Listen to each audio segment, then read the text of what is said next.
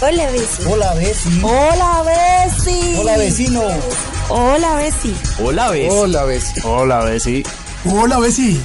Las voces, los acentos, los sonidos, las ideas, los temores, los problemas, las soluciones, los desafíos. Este es un espacio de la Veeduría Distrital y Lab Capital para escucharnos, entendernos, conocer, explorar, innovar y ser parte de la transformación permanente de nuestra ciudad. Sigan, por favor, siéntanse como en su casa. Bienvenidos nuevamente a una edición de Hola Besi, el podcast de la Veeduría Distrital y de Lab Capital que ustedes oyen en cualquier plataforma, en la que quieran, y que sube un episodio cada miércoles con temas nuevos, con personajes interesantes y con cosas bacanas, como decimos en Bogotá, para contar. Hoy tengo un invitado muy especial y tengo que decir públicamente que en estas investigaciones y búsquedas de personajes interesantes, pues uno le pregunta a todos los que saben de los temas, venga, quiero invitar a alguien, quiero hablar de este tema, todo, tiene que llamar a Santiago Amador, tiene que llamar a Santiago Amador, tiene que llamar a Santiago Amador. Lo llamé, lo invité y está con nosotros y me da mucho gusto conocerlo personalmente porque de usted sabía ya un montón. Santiago, bienvenido. Pues muchísimas gracias por esta oportunidad. Es una casa que quiero mucho y la quiero mucho porque el primer laboratorio de innovación de la ciudad fue creado en la Veeduría Distrital Lab Capital. Correcto, así es. Santiago en este momento tiene un cargo, voy a decir cuál es el cargo hoy en día. Gerente general de Ágata, que es la agencia de analítica de datos, inteligencia artificial, transformación digital de Bogotá. Todo eso lo mete en una tarjeta de presentación, que además eso ya no se usa, ¿no? Eso ya las tarjetas de presentación. Pero digo, entre otras, muchas otras cosas que hay para decir de Santiago. Dentro de las credenciales, de nuevo, entre otras, magíster en Administración Pública de Harvard, magíster en Ciencias Sociales de Internet en Oxford, y ha dedicado mucha parte de su vida profesional, y me imagino que esta personal también, al tema de la innovación. Sabe de transformación digital a nivel nacional, a nivel local en Bogotá, y ha participado en el tema de innovación puntualmente. Si me equivoco en algo, usted me corrige tranquilo.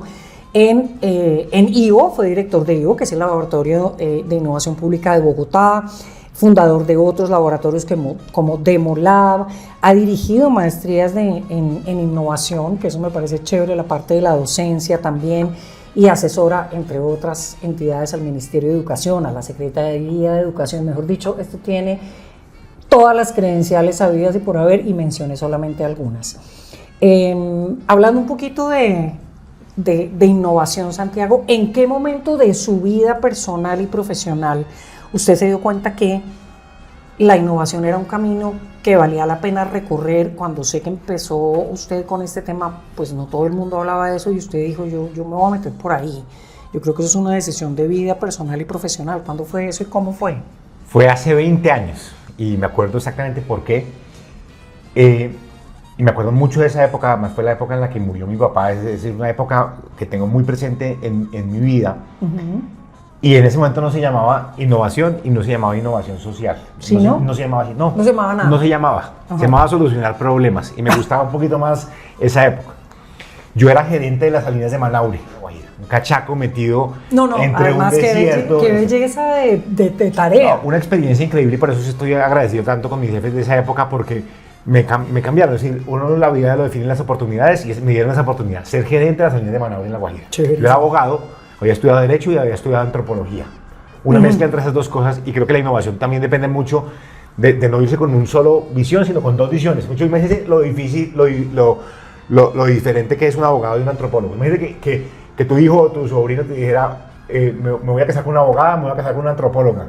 La diferencia de eso. Sí, es exacto. Ahora, mezcla el abogado al antropólogo con La Guajira y las salinas de Manaure. Exacto, y en un entorno tan formal como la administración pública. Yo era el gerente de las salinas de Manaure, donde teníamos una operación salinera muy compleja, pero teníamos que contratar también a la comunidad de Guayú, a la que aprecio mucho, le aprendí a querer muchísimo.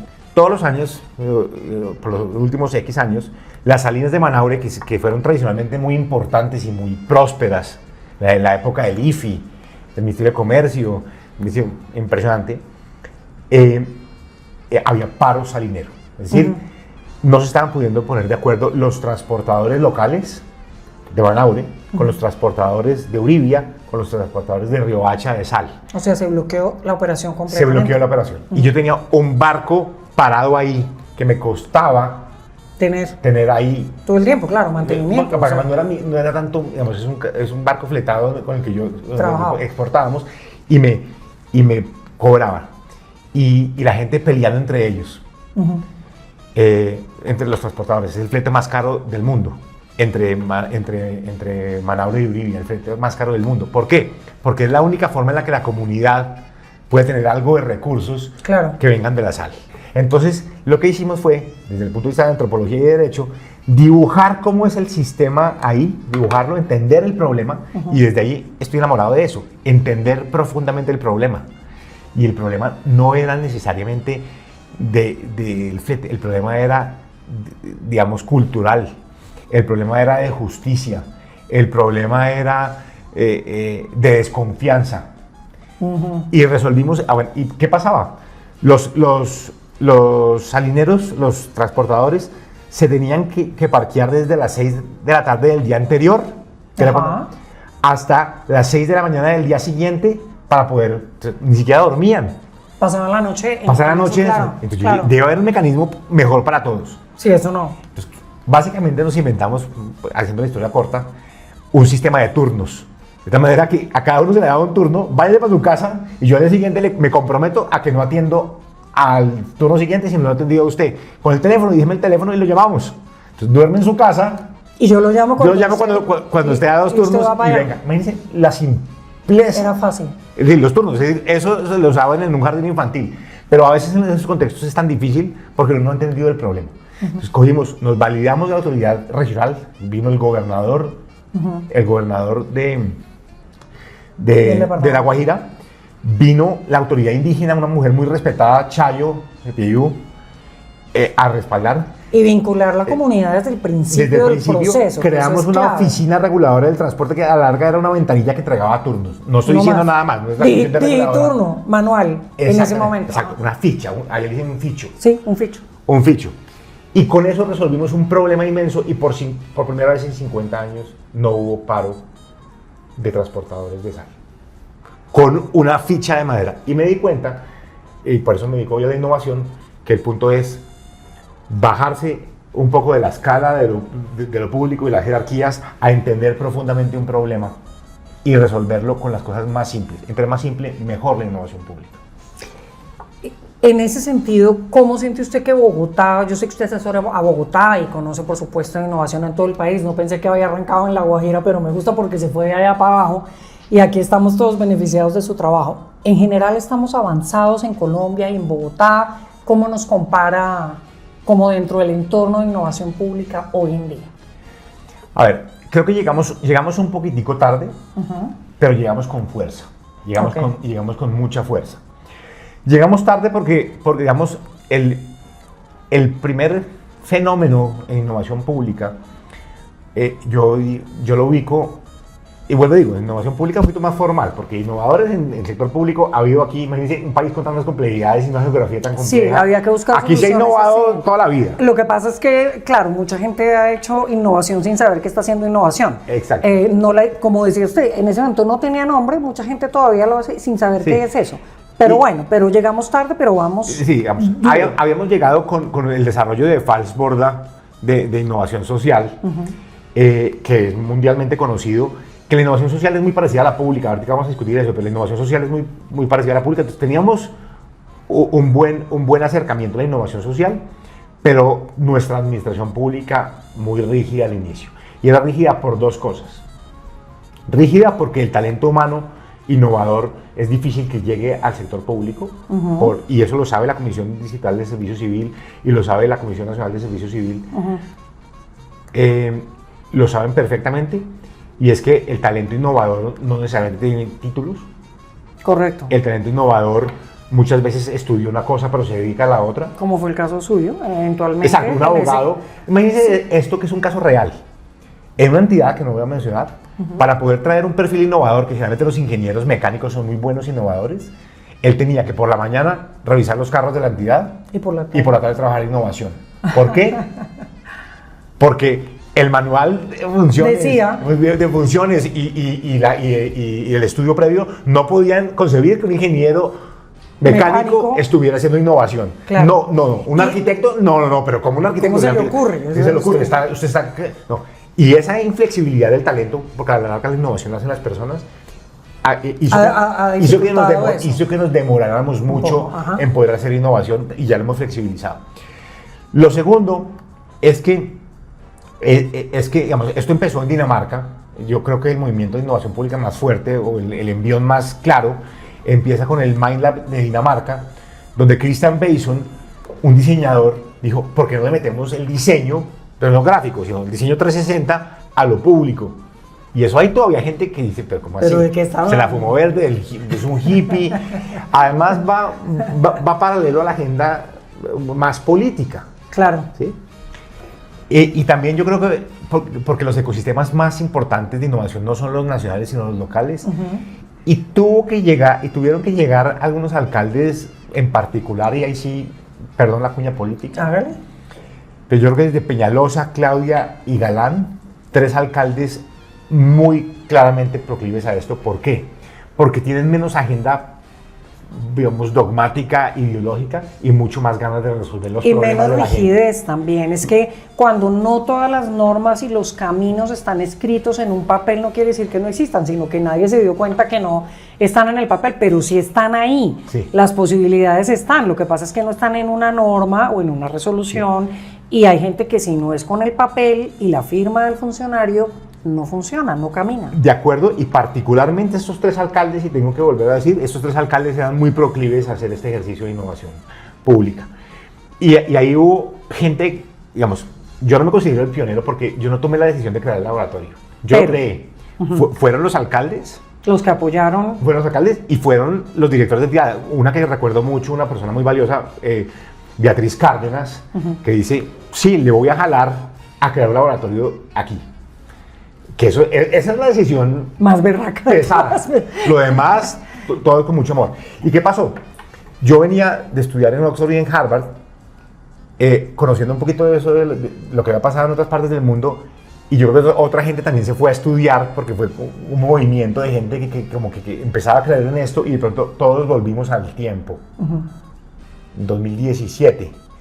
Volvimos al tiempo, ya había un primer intento en la veeduría, como les decía, un primer intento en el gobierno nacional, en un grupo de innovación en el DNP, y confluyó una generación que llegó todo el tiempo con esas ideas que se todo el tiempo con una gente llegó de París, otra gente llegó de Estados Unidos, y confluimos todos en la misma arena a decir, ¿qué nos inventamos? Qué afortunado, ¿no?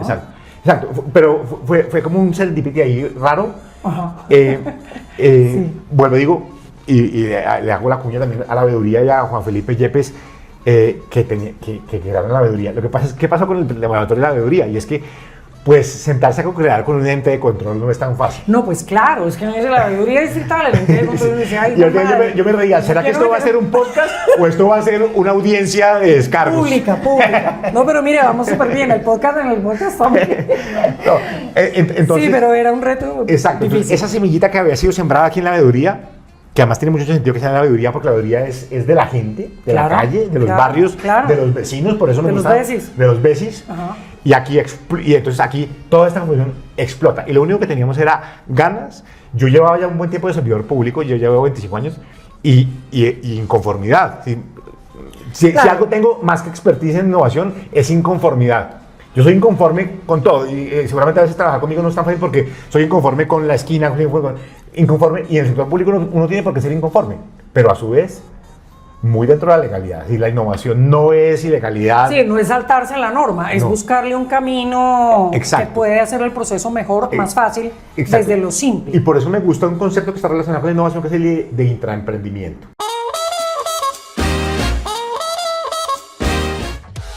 Están abiertas las inscripciones al reconocimiento al Control Social 2025. Si ejerces control social o haces parte de alguna instancia de participación ciudadana, inscribe tu ejercicio antes del 19 de septiembre en www.veeduriadistrital.gov.co.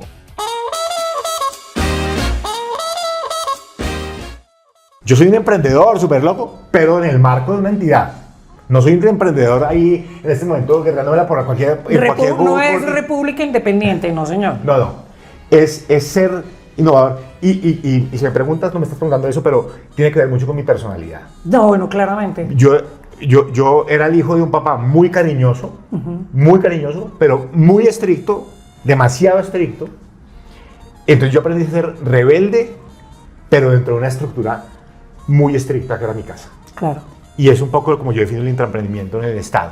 Es intentar respetando la legalidad y la institucionalidad. Yo tengo un amor profundo por la institucionalidad y creo que lo comparto con personas como Miguel Silva, por ejemplo, con el secretario general. Sí. Y con los mismos alcaldes que mencioné hace un segundo. Y es cómo hacemos lo mismo, pero siempre en el marco de la legalidad y respetando un poquito los procesos. Pero a mí siempre me vas a oír peleando con la planilla donde los servidores públicos firman para que les paguen el contrato de prestación de servicios. Me imagino que aquí también. Yo no puedo pelear más contra eso. Me parece la degradación más grande del ser humano, y es la reunión es lo importante de la planilla, y cuando te van a pagar, lo importante es que anexe la planilla de pago.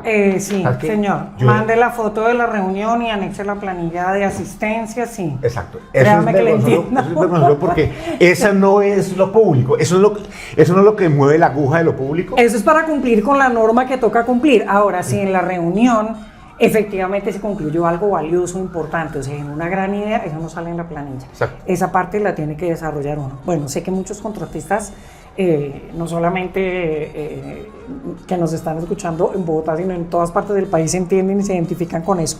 Justamente para esas personas que nos oyen, Santiago, hoy, que está como en su oficio, en cualquier cosa que estén haciendo, en lo público, en lo privado, en un emprendimiento, incluso en la informalidad, a veces oyen hablar de innovación y se imaginan ese globo por allá, unos eruditos de unas cosas de esos que vinieron en esa generación de otras partes del mundo, y como que eso de la innovación con ellos no es, y no les toca y no les afecta, pero claramente la innovación en lo público, en las políticas públicas, hacen que la gente viva mejor y que tenga soluciones para sus problemas, y eso hay que destacarlo dentro de la innovación y dentro de las entidades públicas que tienen, que apoyan y que fomentan la innovación. Para todos los veces que nos están oyendo, ¿por qué es bueno que haya innovación? ¿Para qué le sirve en su día a día y en mejorar su forma de vida, particularmente en Bogotá?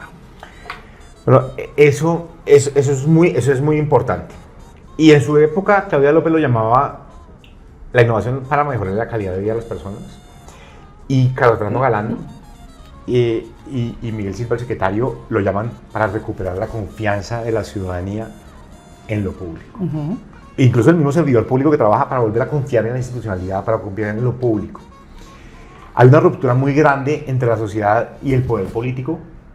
Se vio en los paros, en el estallido social de hace unos años, y se ve en general una ruptura entre lo público y las personas, ¿sí? por muchas cosas. Y yo creo que la innovación, y lo creo viniendo desde el mundo de las políticas públicas, yo no vengo del mundo del diseño, del mundo de las políticas públicas, creo que es el pegamento que nos va a volver a hacer unir. ¿Por qué? Porque la innovación pública es en principio muy casuística del detalle y busca entender profundamente un problema. Un problema puntual que se presenta en un caso, en una entidad o entonces, en un área. Hay un fenómeno social que escapa la administración pública, que es el gota a gota, el crédito gota a gota. Es un crédito injusto, violento, peligroso, extorsivo, todos los males. Todos los males juntos, sí. Que además, como muchas cosas en la vida, golpeados principalmente los más pobres. Y entonces uno puede llegar y sobresimplificar el problema, pero resulta que sobresimplificando el problema no lo resuelve. Es decir, como una campaña que diga no accedas al crédito en la calle. Sí, pero ¿cómo hago si ¿cómo hago si lo que necesito es 20.000 pesos para pagar el recibo de la luz y me cuesta más el bus para ir y volver? Sí, entonces uno ve la campaña, claro, con la mejor intención, porque no es sino bien intencionada, pero al final del día la persona que nos está oyendo está necesitando esos 20.000 pesos, ¿qué carajos hago? Exacto. O se dispara el embarazo adolescente en la ciudad, o hay jóvenes que no estudian ni trabajan. Y yo con eso puedo sacar campañas que digan joven no te embaraces, y perdón con los comunicadores, pero Los problemas públicos no se resuelven a punta de comunicación. Me encantaría que así fuera y entonces no tendríamos poder ejecutivo sino poder comunicativo. Pero ayudamos. Ayuda sí. Ok. Ayuda sí, pero como dice Zapatero a sus zapatos, ayuda a unos temas muy específicos. Si yo te digo que la comunicación ayuda para informar dónde es la jornada de vacunación y llegue mucha gente. Evidentemente. Y cuando llegue, pero es la vacuna también. La que está ayudando, la que está resolviendo el problema. La que está ayudando, exacto. No es solo la comunicación de vacúnate. Lo mismo, imagínate una comunicación que diga, joven, no te embaraces. No, porque así es, básicamente así es. Sí, incluso la misma de Pirri, inteligencia vial, no te distraigas cuando manejes. Pero pues obviamente todos, a veces, la gente chatea, ¿no?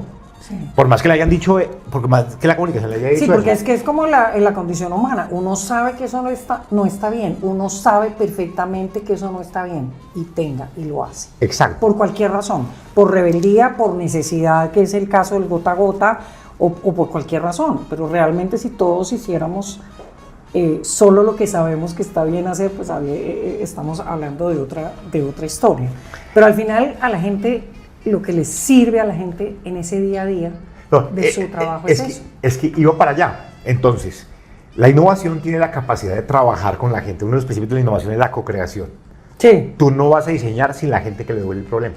Entonces, en lugar de hacer desde aquí, desde el escritorio, yo voy a donde una familia que pide crédito y entiendo por qué lo pide, en qué parte del momento lo pide. Y una cosa muy importante, si la factura de la energía nos llega el primero, si nos llega el 20, ¿quién tiene plata el 20 en Bogotá? No, sí, claro. Muy poquitos hogares. Todos raspando muy poquitos. Quincena. Exacto. Y ya te llega y te dice, si no la paga a tal fecha, se la corto.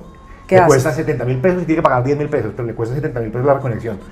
Pues esas ventanas sí, son dramáticas. Son dramáticas para una familia en ese exacto, momento. Entonces, claro. La innovación pública implica un gobierno que se preocupa por los problemas de la gente y los entiende, no los juzga, aunque uno los pueda juzgar de alguna manera, los entiende.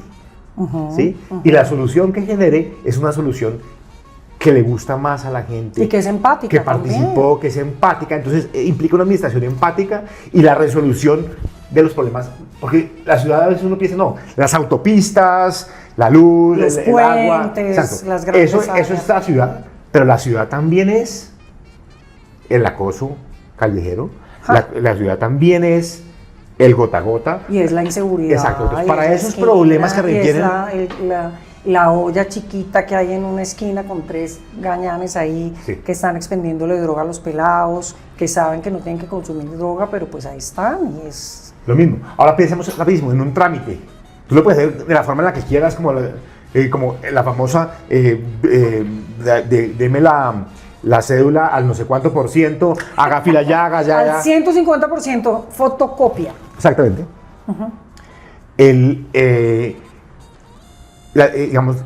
Los trámites pueden ser así, o los trámites pueden ser empáticos con el ciudadano diciendo no haga fila, solo venga el día que tenga un turno para que venga cuando le toca hacerlo, más fácil, venga se lo ayuda a hacer por WhatsApp. Secretaría de Movilidad es un gran ejemplo y lo digo por experiencia personal y ahí les mando un saludo además porque realmente los trámites con ellos han vuelto súper efectivos. Sí.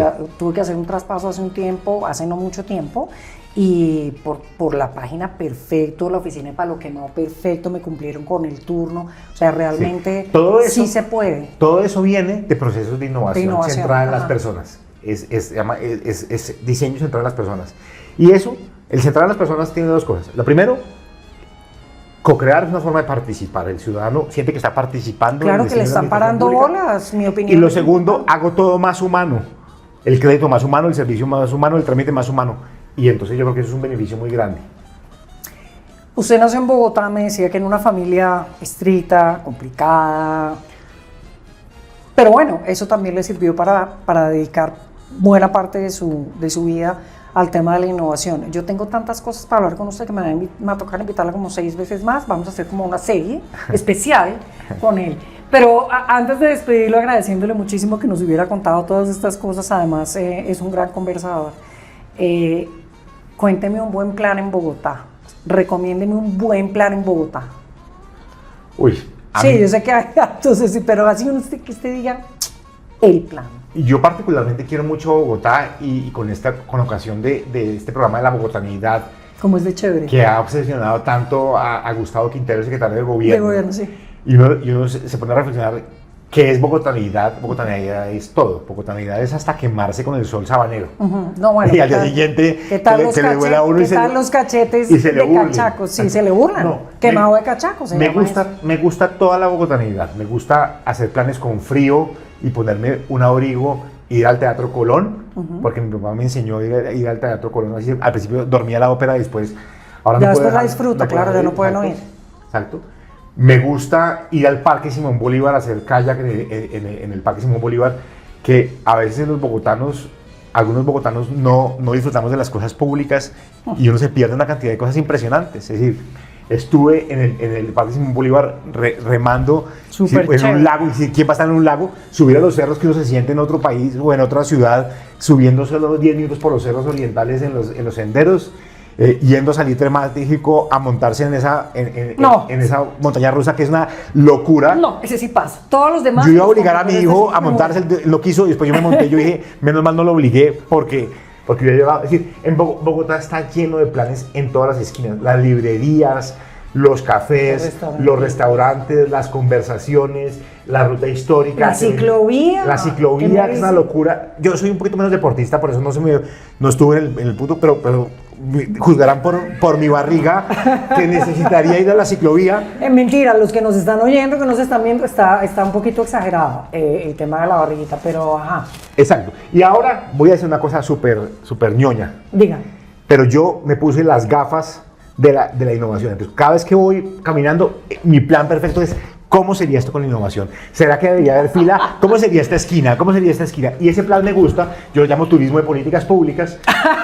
Que recorrer a ver qué problemas hay. Y como sé que tenemos que cerrar, yo quisiera dejar un mensaje. Adelante. La innovación es una capacidad de escucha. Ante todo, la tecnología es súper importante, pero la tecnología es la última milla de la innovación. La primera milla es una administración presta a escuchar, que le gusta escuchar las necesidades de la gente de manera profunda, y es una mezcla entre dos cosas que tiene el ser humano: el pensamiento sistémico y el pensamiento empático. El pensamiento sistémico es entender muy bien cómo se conectan los puntos y entender bien un problema, y el pensamiento empático es hacer conexión con las personas para ver qué le duele a las personas. Esas dos cosas. Y entre pensamiento divergente y pensamiento convergente. Divergente es: dejo entrar muchas posibilidades, pero después escojo, porque después no me puedo quedar en la nebulosa de cómo debería ser. Es una mezcla entre practicidad y ensoñación, digamos, entre las dos cosas. Es eso, y por eso la metodología de innovación más usada es el doble diamante, que es pensamiento divergente, pensamiento convergente, pensamiento divergente, pensamiento convergente. Es la unión entre dos diamantes. Cuando abro es divergente. ¿Y qué pasa? Muchas veces la administración pública no es divergente, es excesivamente convergente, por los afanes, por la legalidad, por las normas, por el decreto, por la resolución. Exacto. Claro. Y hay que traer a la administración pública gente de pensamiento divergente, que después hay que atajarla y decirle: bueno, hermano, concluya y cierre y haga un proyecto específico. Pero eso es la diversidad del sector público. Y oírlo. Es una capacidad de escucha, exacto. Oiga la idea. Y es diversidad. Aterrícela. Es diversidad. Pero permítale por lo menos plantear la idea, que es que hay gente que ni siquiera puede llegar ahí. Exactamente. Y mucha conversación con la gente. ¿Cuándo vuelve, Santiago? No, nos quedaron como 1500 temas, pero bueno, lo bueno es que este podcast va una vez a la semana. Podemos hacer una serie especial con Santiago, con preguntas y todo, hacemos algo chévere. No, feliz de volver en un tiempo donde podemos hablar específicamente de cómo hacer la innovación. Perfecto. Y de cómo la tecnología hoy está jugando un papel importantísimo. Es decir, yo no me meto en un trabajo en el que no crea. Es decir, yo no nací para vender champú, digo yo. Pero tiene buen pelo, eso sí les advierto. Pero Ágata tiene las cosas que más me gustan en la vida. Bueno, está empezando en Ágata, para que la gente sepa. Lleva, no sé, 2-3 meses más o menos. Pero sí, queda la invitación hecha, esta es su casa, ya sabe dónde estamos. Y hay muchos temas de innovación para hablar. O sea, vamos a tener muchos podcasts hablando de innovación y ojalá muchos de ellos nos acompañen. Y hay que seguirle aprendiendo porque usted sí que sabe esta vaina. Muchas gracias, Santiago, que vuelva. Gracias. Hasta luego a todos los besis. Ustedes ya saben que nos encuentran en todas las plataformas a la hora que quieran, donde quieran. Hasta pronto. Gracias a ABC Radio, la emisora virtual del distrito, por acogernos y a ustedes por acompañarnos.